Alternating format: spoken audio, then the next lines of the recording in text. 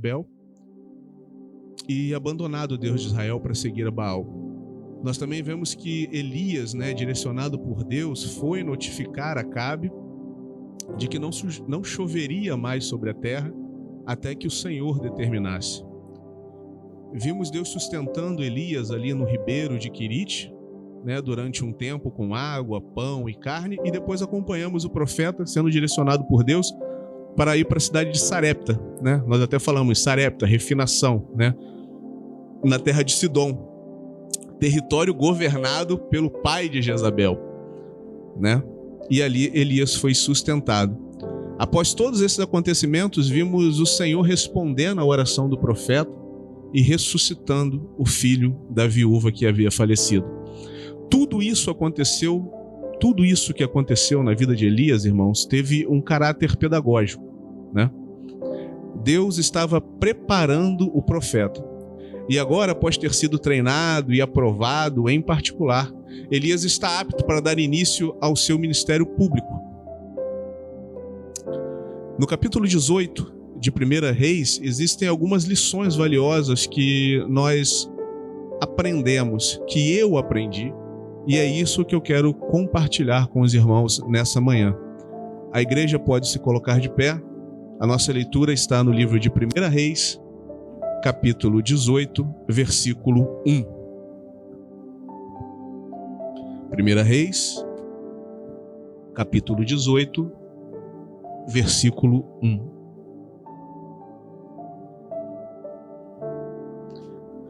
Diz assim a palavra do Senhor: E sucedeu que, depois de muitos dias, a palavra do Senhor veio a Elias, no 3º ano, dizendo: Vai, apresenta-te a Acabe, porque darei chuva sobre a terra. Amém, irmãos? A igreja pode se assentar.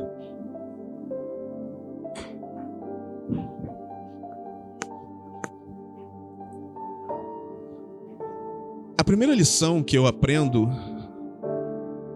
nesse texto de 1 Reis 18 é que às vezes nós queremos fazer as coisas, mas não queremos passar pelo período probatório, o período de preparação. E a primeira coisa que eu aprendo é que a preparação, ela leva tempo. Nós muitas vezes queremos antecipar algo que só deveria acontecer mais adiante, simplesmente porque achamos que é o momento certo. E acontece que, embora o Espírito Santo grite em nossos corações e diga: olha, não é assim, nos advertindo que ainda não é o momento, nós insistimos, ignoramos a voz do Espírito Santo e agimos por nós mesmos. Afinal de contas, que mal tem, não é? Não é nada ilícito que eu quero fazer. Simão Pedro, por exemplo, acreditava que estava pronto para ir até a prisão e a morte com Cristo. Podemos ver isso no Evangelho de Lucas, no capítulo 22, versículo 33 e 34, quando ele diz, o Senhor diz para Simão, Simão diz para Cristo: Senhor, estou pronto para ir ter contigo até a prisão e a morte. Mas acontece que Deus, ele conhece o seu servo. Ele sabe que Simão não está pronto para ir até a morte. Ele sabe que Simão vai, mas ele ainda não está pronto. E o Senhor diz: digo-te, Pedro, que não cantará hoje o galo antes que 3 vezes negues que me conhece. É interessante o conhecimento do Senhor sobre a vida do seu servo. O Senhor conhecia mais a Pedro do que Pedro mesmo se conhecia. Eu creio que existia sinceridade nas palavras de Pedro. Eu creio que Pedro, quando fala isso para o Senhor: eu irei até a morte contigo. No coração de Pedro, aquele sentimento era real. Mas Deus conhece as nossas limitações. E é por isso que nós precisamos de um tempo de aprendizado, um tempo para amadurecimento, um tempo de crescimento, um tempo para que nós venhamos a ganhar a estrutura, a robustez necessária para fazermos a obra que está proposta por Deus para que nós venhamos a fazer. O desejo de Simão é lícito. Afinal de contas, padecer por amor de Cristo, padecer afrontas por amor do Senhor, perseguição, é motivo de alegria para um crente. E nós vamos ver os próprios apóstolos falando isso em Atos 5, nós estudamos isso aqui nos versículos 40 e 41, onde diz que os sacerdotes, o Sinédrio ali concordou com Gamaliel e, chamando os apóstolos, depois de terem açoitado eles, mandaram que eles não falassem no nome de Jesus e os deixaram ir. E a palavra diz que quando esses apóstolos se retiraram, e dentre esses está Pedro, quando eles se retiraram da presença do conselho, a palavra diz que eles se regozijaram, se alegraram, se sentiram felizes por terem sido julgados dignos de padecer afronta pelo nome de Jesus. Mas antes de chegar em Atos 5, foi necessário passar por um período de preparação. Quando os irmãos chegam em Atos 5, muita água já passou por debaixo da ponte. Entre 1 Reis 17:1 e 1 Reis 18:1, nós temos um período de 3 anos. Esse tempo foi o tempo que Elias esteve sendo preparado por Deus para a grande pregação no Monte Carmelo. Percebem a paciência do servo de Deus? Eu queria comentar um pouco sobre essa questão da paciência e de esperar o tempo. Porque em Gênesis 12, versículo 1 e 2, nós vemos Deus chamando um homem chamado Abraão e fazendo promessas a esse homem. Uma promessa de que ele seria uma grande nação. Quando vamos para o capítulo 15, versículos 1 e 6, Deus diz para Abraão que ele teria um filho e que esse filho seria o seu herdeiro. Mas acontece que o tempo está passando. Acontece que os dias de Abraão e Sarai, sua esposa, estão se esvaindo. O vigor da juventude está acabando. E é nesse momento que nós ficamos com a impressão de que a promessa de Deus, ela foi esquecida. E quando nós pensamos dessa forma, nós começamos a tentar ajudar a Deus. Tentamos antecipar algo que está sob a administração do Senhor. É Deus quem determina os tempos. Não sou eu que determina o momento que Deus vai agir na minha vida. É o próprio Deus quem determina quando vai agir. E se Ele ainda não agiu, é porque não chegou o tempo, e eu tenho que crer que Deus, Ele conhece o melhor para mim. Quando nós andamos um pouco mais adiante, chegamos em Gênesis capítulo 16, versículo 1 ao 3, nós vamos ver que Sarai, nessa tentativa de antecipar uma bênção de Deus, entrega Agar, a sua serva egípcia, para Abraão, para que, através de uma barriga de aluguel, digamos assim, ela pudesse ser mãe.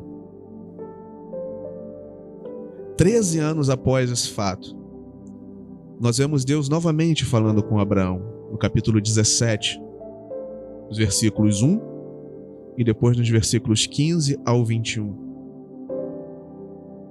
É como se Deus chegasse para Abraão e falasse assim: eu vi o que você fez, mas esse não é o meu plano para a tua vida. É como se ele dissesse: rapaz, o meu plano para ti é diferente. E talvez Abraão olhe para Deus e fale: mas Deus, como que é isso? Eu agora já estou com 99 anos. Se antes eu já considerava difícil, já considerava uma tarefa demasiadamente grande, imagine agora com 99 anos, o que vai ser de mim? Eu e a minha esposa já estamos no final da nossa caminhada, já não tem mais ânimo e fôlego em mim para fazer alguma coisa. E parece que eu posso enxergar Deus olhando para Abraão e falando: Abraão, confia, vai dar certo. Talvez você olhe para frente e já não consiga enxergar muito tempo disponível. Talvez o seu pensamento seja: já estou no final da minha carreira, já vivi tudo que eu tinha para viver.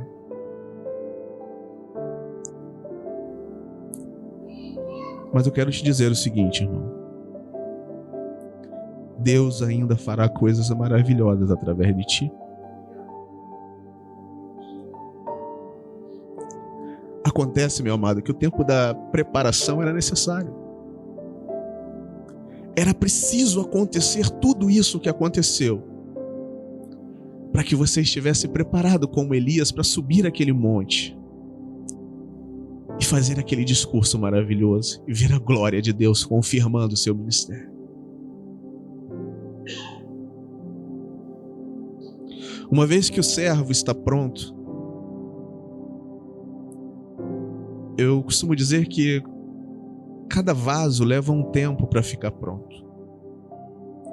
E Deus, Ele cuida de cada um na sua especificidade. Mas uma vez que esse vaso fica pronto, é o próprio Deus quem desemborca ele e enche de azeite. E derrama a unção, e derrama a autoridade, e derrama a palavra, e derrama a compreensão, e derrama a resiliência. É o próprio Deus que age na tua vida. Se existe promessa de Deus na tua vida, creia, irmãos, você não passará dessa vida sem que essas promessas se cumpram. Quando chegamos no capítulo 21, no versículo 5, a palavra de Deus nos dá conta de que era Abraão, da idade de 100 anos, quando a promessa de Deus se cumpriu na vida de Abraão com relação ao seu filho.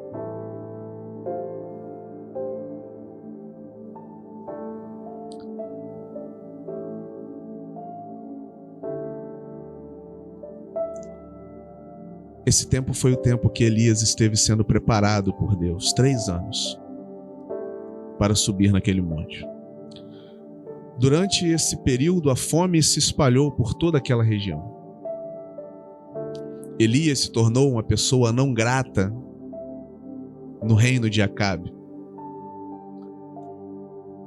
Mas chegou o tempo. Chegou o tempo em que Deus chama o seu servo e diz: é a hora. Esse é o momento. Esse é o dia. Eu não sou alarmista, irmãos, e muito menos sensacionalista. Isso é uma característica minha. Eu entendo que como igreja, como povo de Deus, nós não estamos vivendo ali no Ribeiro de Quirite, como em 1 Reis 17:3. Mas também não estou no deserto de 1 Reis 19:3-4. Se eu fosse comparar o tempo em que vivemos hoje, eu diria que a nossa situação está mais para 1 Reis 17:9-13. Nós estamos sendo sustentados por Deus em uma terra estrangeira. Eu creio que, como igreja, nós estamos sendo preparados para um tempo de um embate que ainda vai chegar. E a cada ano que passa, eu sinto mais forte no meu coração a necessidade de estarmos preparados para isso. Carregando aquela porção extra de azeite, para que a lamparina não se apague. E meditando nesse versículo, eu percebo o quanto precisamos estar fortalecidos. Precisamos estar firmes, porque vai chegar o momento em que Deus vai nos dizer: a hora chegou. É esse o dia. Acabe e Jezabel representam um reino pecaminoso, distante de Deus. Uma terra seca e ausente de alegria, um mundo decadente que está tão cego que não consegue perceber que está caminhando a passos largos para a condenação. Amados, não é diferente dos dias de hoje.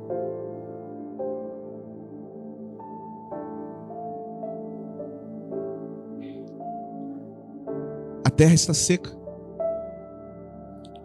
Os filhos não respeitam mais os seus pais. E eu não estou falando simplesmente no respeito no que diz, no que toca a obedecer. Eu estou falando de que existem filhos que agridem os seus pais. Eu estou falando de filhos que matam os seus pais. Há algum tempo atrás, veiculou nos jornais a história de uma menina que foi para a casa dos pais e para roubar o que os pais tinham, e quando chegou lá não encontrou mais do que R$3.000.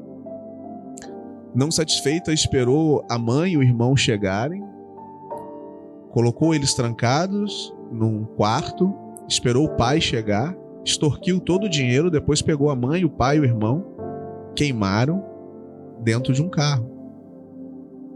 Crianças de 10, 11, 12 anos que têm como perspectiva de vida se tornarem traficantes.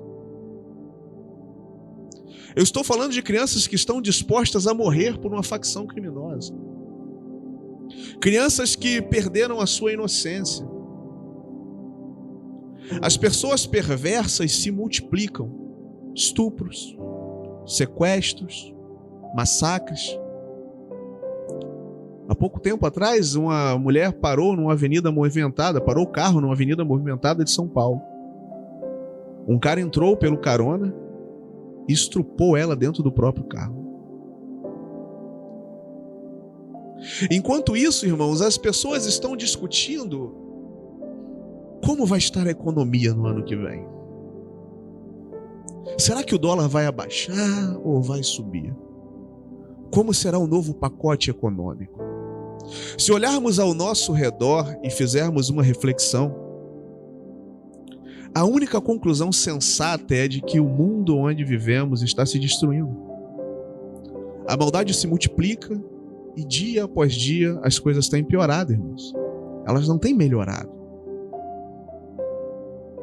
Dia após dia a falta de chuva tem tornado esse mundo cada vez mais seco, mais árido, mais sem amor, mais sem vida. Assim como nós lemos em 1 Reis 18, versículo 5, que diz que Acabe disse a Obadias: vai pela terra a todas as fontes de água e todos os rios. Pode ser que achemos erva, para que em vida conservemos os cavalos e mulas e não percamos todos os animais. Percebe a disfunção? Você tem um povo que está morrendo de fome. Você tem um povo que está sofrendo. Você tem um povo que está distante de Deus. E a preocupação do governante é com os cavalos, os mulos. É como se o ser humano fosse jogado em segundo plano. E aquilo que pode me trazer algum benefício militar ou econômico fosse colocado em primeiro lugar.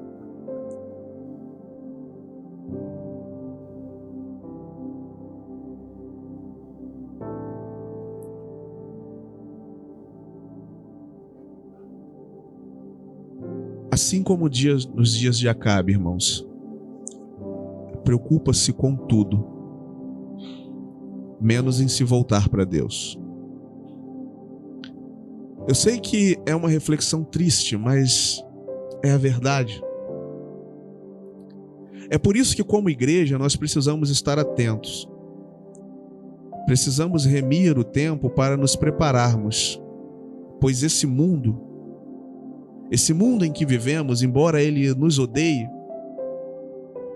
ele ainda nos suporta de uma forma geral. Na grande maioria dos lugares, ainda somos suportados. Já houve o tempo em que éramos amados, mas a tensão já aumentou um pouco mais.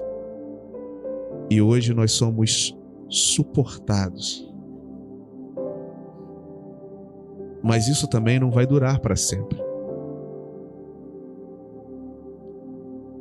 E quando o Senhor disser que chegou a hora, assim como ele falou com Elias, nós precisamos estar aptos para nos levantar e irmos aonde precisamos ir. Falar o que precisamos falar. Sofrer o que tivermos de sofrer. E perder o que tivermos de perder. Porque a palavra de Deus nos dá conta em Lucas capítulo 9, versículo 23 ao 26, que o Senhor Jesus nos disse que se alguém quiser vir após mim, ele falando, nosso mestre, negue-se a si mesmo e tome cada dia a sua cruz e siga-me. Porque qualquer que quiser salvar a sua vida, perdê-la-á. Mas qualquer que, por amor de mim, de Cristo, perder a sua vida, a salvará.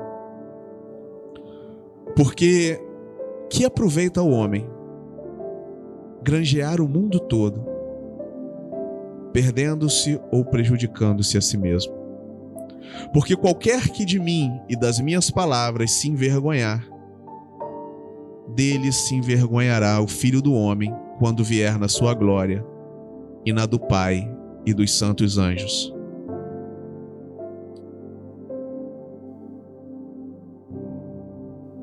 O tempo da igreja como nós conhecemos, irmãos, está acabando. E quer você acredite nisso ou não, não muda o fato de que o tempo está acabando. Nós temos gastado o nosso esforço nesse lugar para passar para os irmãos o máximo de conhecimento bíblico possível, imaginável, necessário, para que os irmãos tenham condições de suportar as adversidades vindouras. Talvez o irmão julgue a palavra muito dura ou a cobrança excessiva. Mas acredite, irmãos, lá na frente, você vai ver que tudo isso era necessário. Eu lembro de coisas que a minha mãe e o meu pai falavam para mim que eu simplesmente ignorava. Eu lembro que às vezes a minha mãe me batia e eu não gostava daquilo.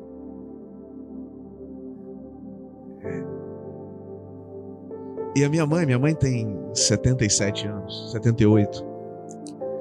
Eu lembro que quando ela via que eu estava revoltado com aquilo, ela olhava nos meus olhos e falava assim: um dia você vai olhar para trás e vai dizer o seguinte: perdidas foram aquelas que caíram no chão.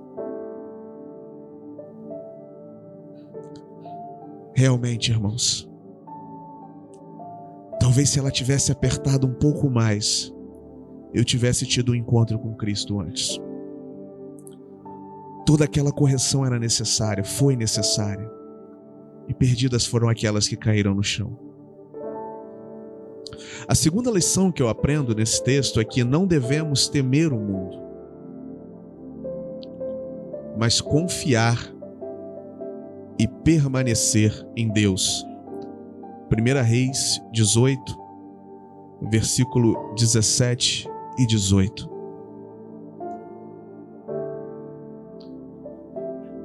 E sucedeu que, vendo Acabe a Elias, disse-lhe: és tu o perturbador de Israel? Então disse ele: eu não tenho perturbado Israel, mas tu e a casa de teu pai, porque deixastes os mandamentos do Senhor e seguistes após Baalins, outros deuses. Amém, irmãos?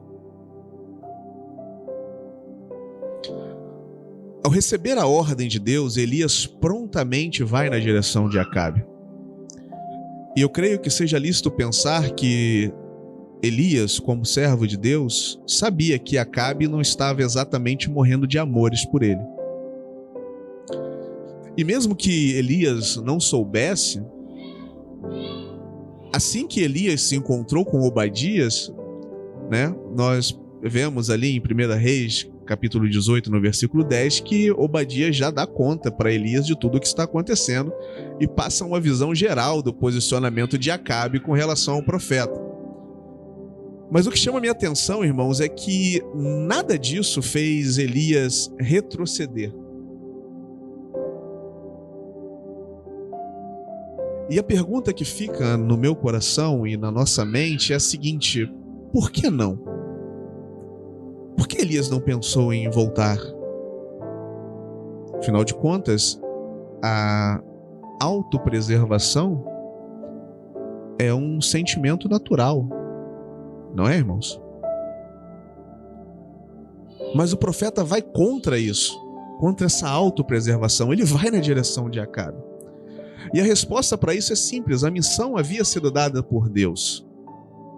1 Reis 18:1, Deus diz: vai e apresenta-te a Acabe.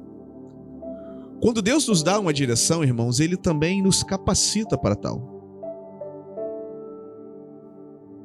Assim sendo, nós precisamos seguir na direção dada por Deus. Não importa o quão voraz possa parecer o mundo que nos cerca. Precisamos seguir firmes na missão. Diante de tudo que Obadias, servo de Acabe, diz para Elias, a resposta de Elias é a que está em 1 Reis, capítulo 18, versículo 15. Obadias diz: olha, Elias quer te matar, Acabe quer te matar, está te perseguindo, mandou gente nas outras regiões te procurarem, tomou juramento de todos os reis, de todas as pessoas que ele inquiria a respeito de ti. E a resposta de Elias é a seguinte: vive o Senhor dos exércitos, perante cuja face estou, que deveras hoje me apresentarei a ele.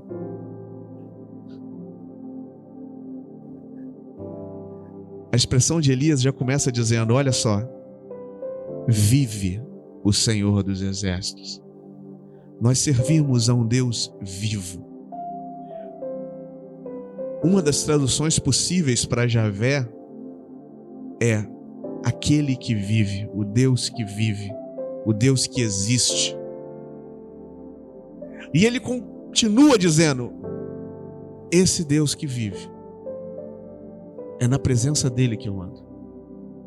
Eu estou diante da face dele, os olhos dele me contemplam, me veem aonde quer que eu vá. E se ele disse que eu tenho que ir lá falar com Acabe, hoje me apresentarei a ele. É como se o servo de Deus gritasse: ei, eu não vou me mover nem 1 milímetro dos propósitos de Deus na minha vida. Nós vemos uma atitude parecida em Daniel, capítulo 3, versículo 17 e 18, onde os servos do Senhor dizem algo como: se o nosso Deus, a quem servimos, quer livrar-nos, ele nos livrará da fornalha de fogo e das tuas mãos, ó rei. Todavia, no entanto, se não, fica sabendo, ó rei, que não serviremos a teus deuses e nem nos dobraremos diante da imagem de ouro que tu levantaste.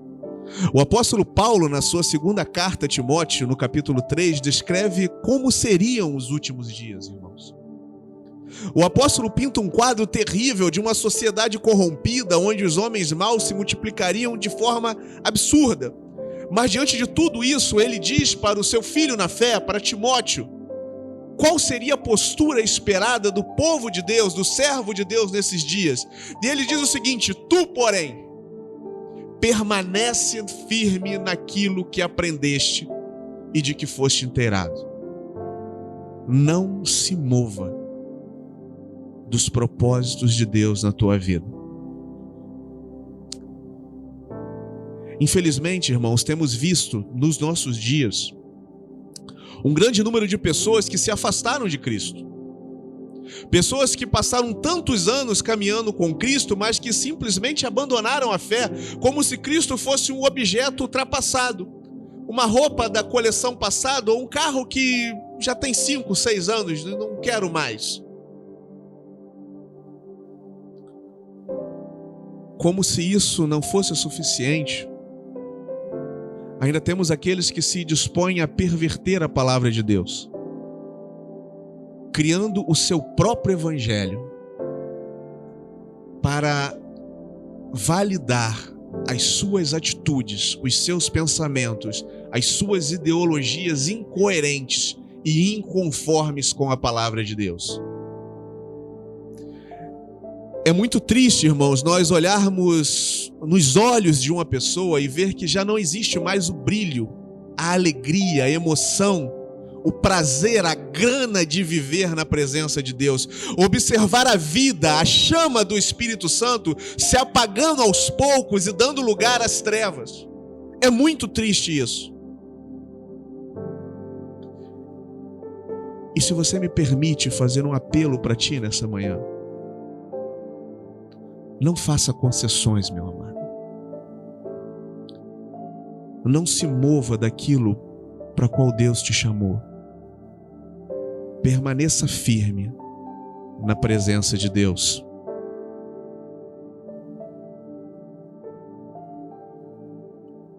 Primeira Reis 18,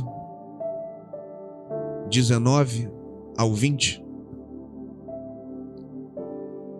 Aqui nós temos a terceira lição que eu aprendo nesse texto.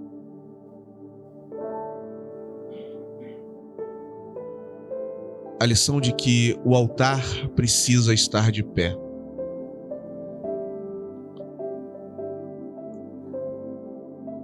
Agora, pois, manda reunir-se a mim todo Israel no Monte Carmelo, como também os 450 profetas de Baal e os 400 profetas de Aserá, que comem da mesa de Jezabel. Então Acabe convocou todos os filhos de Israel e reuniu os profetas no Monte Carmelo. O texto que vai se desenrolar a partir daqui tem um quadro geral. E o quadro geral é o seguinte, irmãos. No alto do monte Carmelo, existem dois tipos de profetas. Elias, o profeta de Deus, aquele que existe. Os profetas de Baal e os profetas de Aserá. Em um primeiro momento, se nós deixarmos de lado a questão quantitativa e ignorarmos aquilo que nós conhecemos do Senhor, nosso Deus, nós não vamos encontrar diferença entre esses grupos. Veja bem, 1 Reis 18, versículo 22. Então disse Elias ao povo: só eu fiquei por profeta do Senhor, e os profetas de Baal são 450 homens. Ou seja, ambos são profetas. Amém, irmãos? Ambos são profetas. O exercício da função é profetizar, eles são profetas. 1 Reis 18, versículo 23. Desse-nos, pois, 2 bezerros, e eles escolham para si um dos bezerros, e o dividam em pedaços e o ponham sobre a lenha, porém não lhes coloquem fogo, e eu prepararei o outro bezerro e o porei sobre a lenha, e não lhe colocarei fogo. Perceba, cada um dos grupos, cada um deles tem um bezerro. A liturgia é parecida, o sacrifício é parecido. Ambos vão seguir uma liturgia parecida, dividir o bezerro em pedaços, colocar sobre a lenha e não colocar fogo. Isso é interessante nós notarmos, irmãos, porque nós vivemos em um tempo onde muitos e muitos se dizem servos de Deus. Mas nós precisamos entender qual é o Deus que essas pessoas servem. Porque se traduzirmos de forma literal, Baal quer dizer o quê? Senhor. Mas que tipo de Senhor é esse? Ser parecido, irmãos, é diferente de ser igual. Até um determinado ponto da jornada, o joio e o trigo são parecidos. Mas só um produz alimento para a vida, o outro gera morte. Qual tipo de profeta? O nosso Senhor nos advertiu sobre isso. Em Mateus capítulo 7, versículo 15 ao 18, o Senhor Jesus nos diz: acautelai-vos, porém, dos falsos profetas, que vêm até vós vestidos como ovelhas, mas interiormente são lobos devoradores. Por seus frutos os conhecereis. Porventura se colhem-se uvas dos espinheiros ou figos dos abrolhos? Assim toda árvore boa produz bons frutos e toda árvore má produz frutos maus. Não pode a árvore boa dar maus frutos, nem a árvore má dar bons frutos. Assim sendo, irmãos, quando nós olhamos mais de perto para a cena que está proposta aqui, nós percebemos dois tipos de profeta.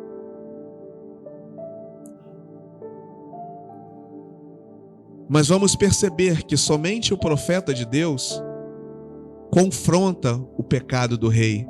1 Reis, capítulo 18, versículo 18. Nós vamos perceber que somente o profeta de Deus confronta o pecado do povo. 1 Reis 18, versículo 21. Nós vamos ver que somente o servo do Senhor expõe a loucura da adoração a Baal e dos falsos ídolos e da falsa cultura mundana. 1 Reis 18, versículo 27. Elias diz: grita mais alto aí, vai. De repente ele está fazendo alguma coisa lá, está ocupado. Grita aí. O que Elias está dizendo, irmãos, para aquele povo que está ali isso é loucura. Isso não vai dar em nada. Vocês não veem que vocês estão dando soco no vento?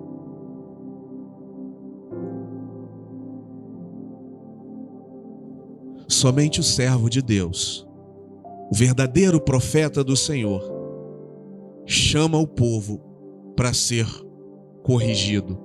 1 Reis 18, versículo 30. Então Elias disse a todo o povo: chegai-vos a mim. E todo o povo se chegou a ele e restaurou o altar do Senhor que estava quebrado. É como se Elias chamasse aquele povo e dissesse assim: vem cá, ei, vocês se dizem servos do Senhor, povo escolhido, vem cá, olha como é que está isso aqui. Olha como é que está esse altar. E a pergunta que fica para nós, irmãos, é: como está o nosso altar? O altar do nosso coração, como que ele está? Como está o altar da nossa comunhão com Deus? Como está o altar da nossa comunhão familiar? Como está o altar da nossa comunhão eclesiástica com os nossos irmãos? Como está o nosso altar, irmãos? Eu sei que isso é chato, eu sei que isso incomoda, mas somente o profeta de Deus, somente o servo do Senhor se preocupa com essas coisas. Os profetas de Aserá, eles não estão preocupados com isso, porque eles não entendem o amor de Deus pela tua vida. Eles não servem a Deus, eles não servem ao mesmo Senhor.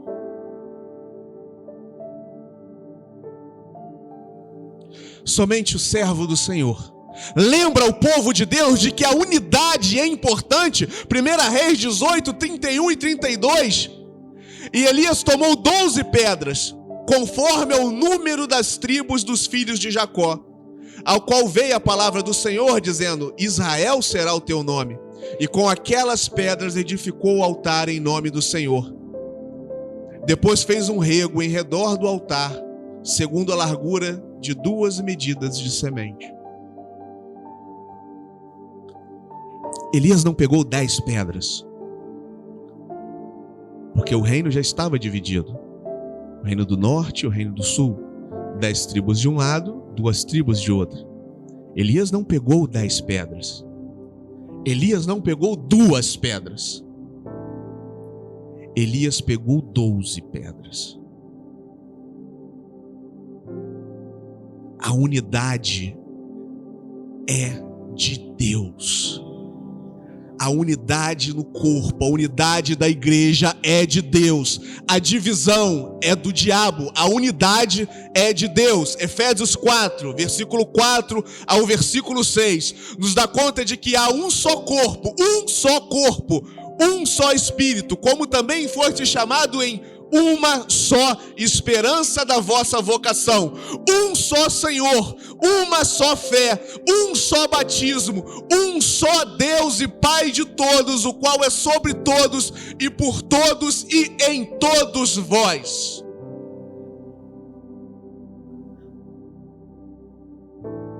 Provérbios 6, 16 ao 19 diz o seguinte: estas 6 coisas o Senhor odeia, e a 7ª a sua alma abomina: olhos altivos, língua mentirosa, mãos que derramam sangue inocente, o coração que maquina pensamentos perversos, pés que se apressam a correr para o mal, a testemunha falsa que profere mentiras,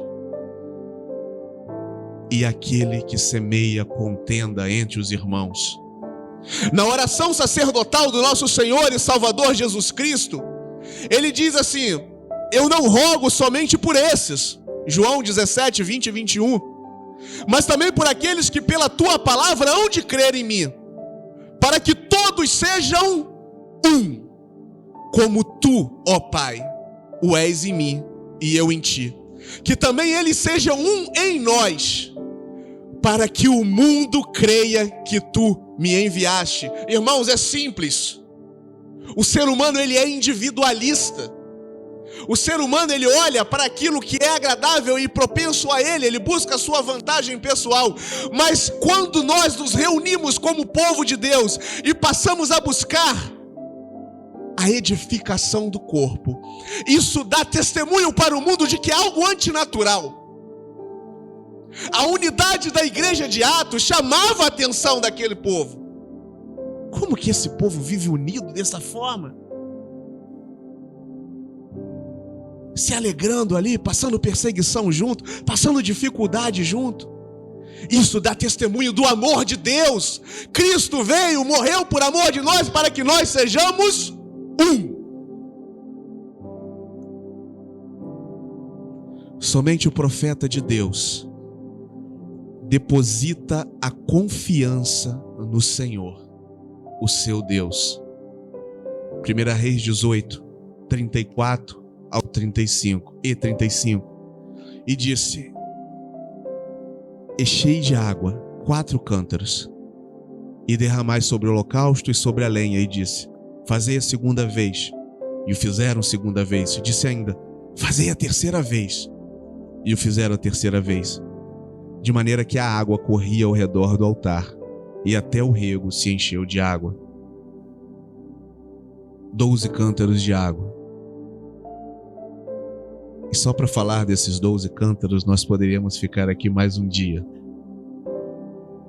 Mas a grande questão é que nenhum homem conseguiria acender aquilo, irmãos. Sendo prático e objetivo. Repare bem, meus irmãos. Os profetas de Baal são mais performáticos. Gritam, se chicoteiam. Os profetas de Baal, eles estão em maior quantidade. Os profetas de Baal, eles são mais carismáticos. Afinal de contas, eles não pregam contra o pecado. Os profetas de Baal são mais atrativos. É sempre uma palavra doce, serena, que dá aquele comichãozinho gostoso. É como se fosse um cafunézinho.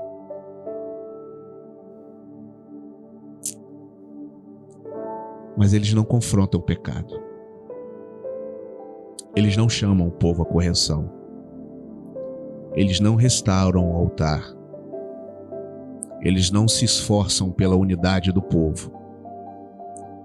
Eles não conhecem a Deus. Então, meu irmão, qual tipo de profeta você tem ouvido? Em um mundo onde as pessoas não querem ser confrontadas, eu tenho visto homens de Deus que se atrevem a gritar no meio das multidões: arrependam-se. Em um mundo individualista, eu tenho encontrado homens de Deus que dizem: ajuntai-vos, reuni-vos.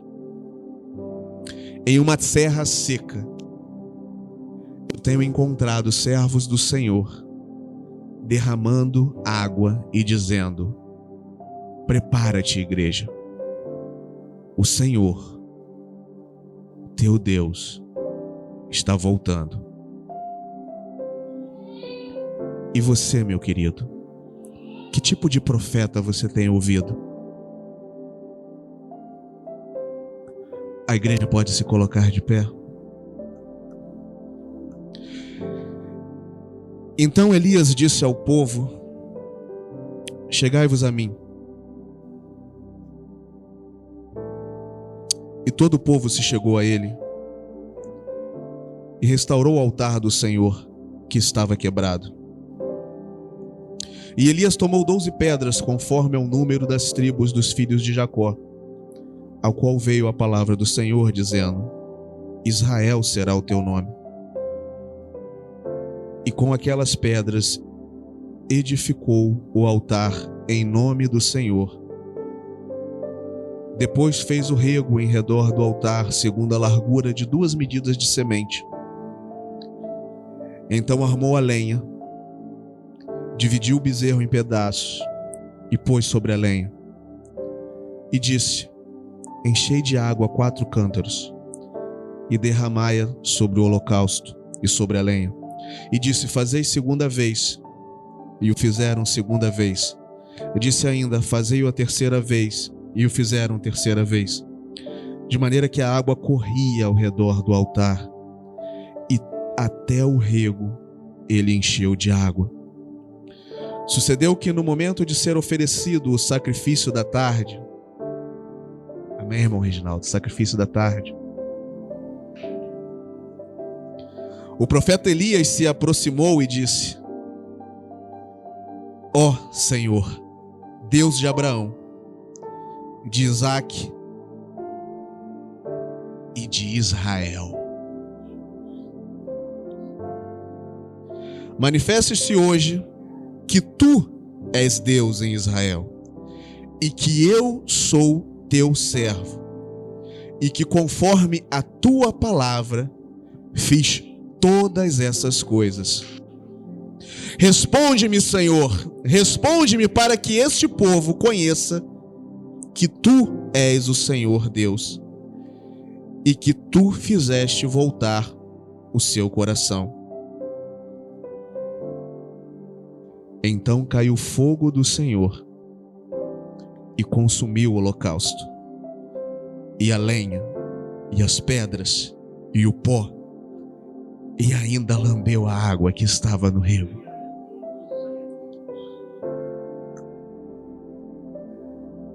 Se a igreja do Senhor quer ver o fogo descer do céu e a glória de Deus sobre a face dessa terra, nós precisamos nos unir como povo de Deus. Nós precisamos restaurar o altar que estiver quebrado.